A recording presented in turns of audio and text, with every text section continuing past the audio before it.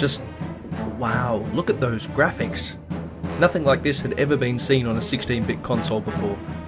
Suddenly the looming 32-bit shadow didn't look quite so impressive anymore.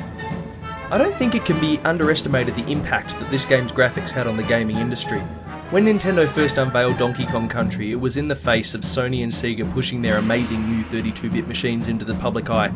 Nintendo had announced Project Reality, but they hadn't showed anything of it yet.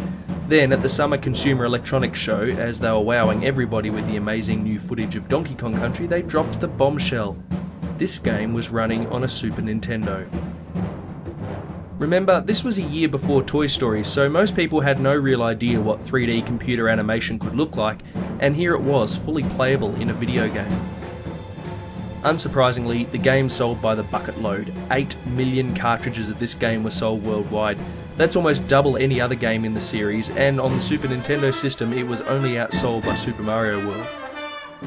Naysayers would comment that gameplay-wise not really much had changed from Super Mario, and in a sense that's true. The graphics were definitely the big selling point. But even though the gameplay wasn't particularly adventurous, it was considered good by most people who played it. I wonder if it's still considered good in 2012.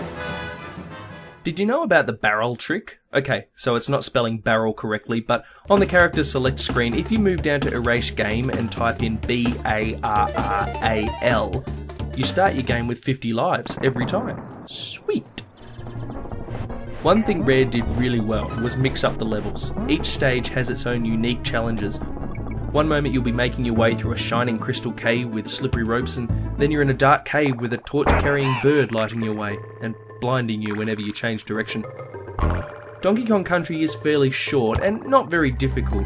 Don't get me wrong, there's definitely some tricky bits in this game leading up to the hair-tearing final level, Platform Perils, but compared to future games in the series, the first one is a bit of a cakewalk and it shouldn't take a decent gamer more than a couple of days to finish it. But there's also the percentage. Dotted through every level are secret areas, bonus levels where you can pick up extra lives, and each time you find one, a percent is added to your total, so if you really want to finish the game, you have to get 101%. 101? That's right. To get the final bonus level, you need to go into Oil Drum Alley. You find the secret bonus level here,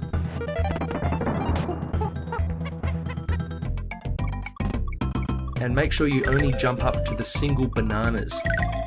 The prize will be an ordinary barrel. As soon as the barrel smashes, the bonus level's over, but if you jump all the way to the right towards that arrow and let yourself fall, the barrel will smash an entry into the super secret bonus. This will get you the 101st%. Rare introduced a whole new family of Kongs in this game. There's Diddy Kong, of course, the sidekick.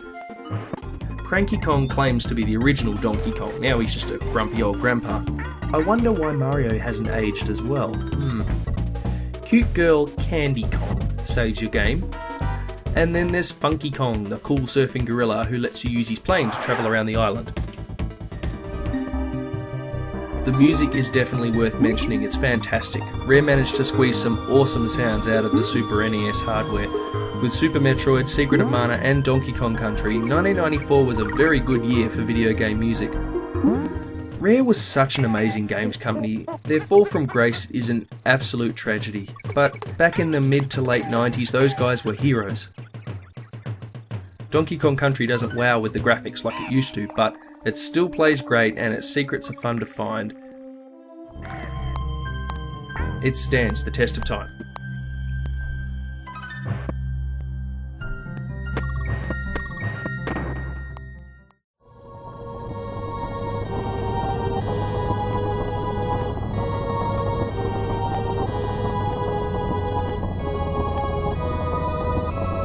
Whoa, cool title screen. Demon's Crest is a relatively unknown Capcom platform game that's a kind of spin-off from Ghouls and Ghosts.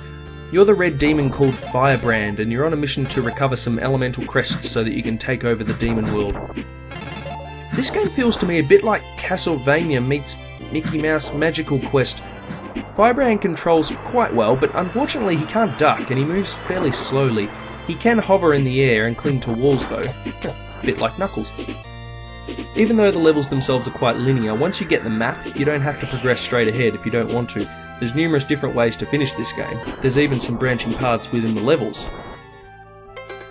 As you beat bosses and collect the crests, you can transform into different types of demon, like the ground demon, very Wario-like, and the aerial demon, which you can fly higher up with. Even though Demon's Crest is a spin-off of Ghouls and Ghosts, it hasn't got that silly, almost tongue-in-cheek feel. It's dark and it's serious. This is a demon story, dude. This is hardcore. Speaking of hardcore, Demon's Crest is no walk in the park. Thankfully, it's not as merciless as Super Ghouls and Ghosts. Firebrand can take a few hits before he's down. But it's not for the faint-hearted or the easily frustrated. If you're up for a real 16-bit challenge, I reckon you'd enjoy this. So, yeah, I'll say it stands the test of time. If you don't like difficult games, you probably won't like it. But it's another quality Capcom production. Next week, it's a shmup showdown. R-Type 3 versus Gradius 3. Who will win? Also, it's Jurassic Park 2 before there was a Jurassic Park 2, and The Lion King. Peace out.